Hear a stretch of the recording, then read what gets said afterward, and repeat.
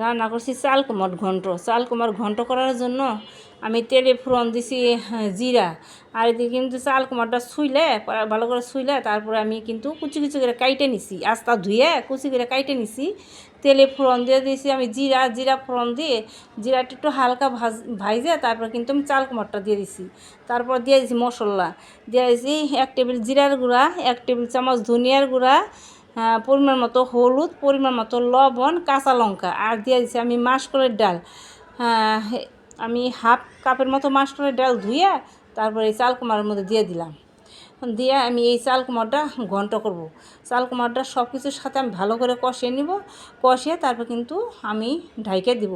ঢাইকে দিয়ে তারপর এই চাল কুমড়াটা আমি ঘন্ট করে নিব। আমি সব কিছুর সাথে একদম কষিয়ে নিলাম, আর কষিয়ে নিয়ে কিন্তু আমার চাল কুমড়াটা ঢেকে দিছি।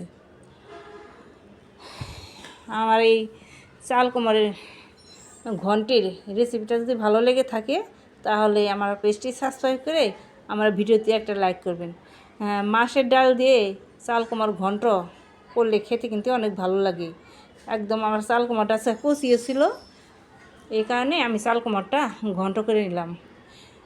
এইভাবেই কিন্তু মাসকলাইর ডাল দিয়ে চাল কুমড় ঘন্ট করে খেয়ে দেখবেন। এর মধ্যে কিন্তু কোনো ঝোল থাকবে না, একদম শুকনো শুকনো হবে ঘন্টটা, আর খেতেও ভালো লাগবে। আমার চাল কুমড় ঘন্টটা হয়ে গেছে, আমি এখন নামিয়ে নিলাম। এইভাবেই চাল কুমড়ের ঘন্টটা রান্না করতে হবে, কোনো জল দেওয়া যাবে না। এই চাল কুমড়ের মধ্যে জল উঠে যাবে, জল দিতে হবে না, খালি শুধু ঢেকে রান্না করলেই হয়ে যাবে।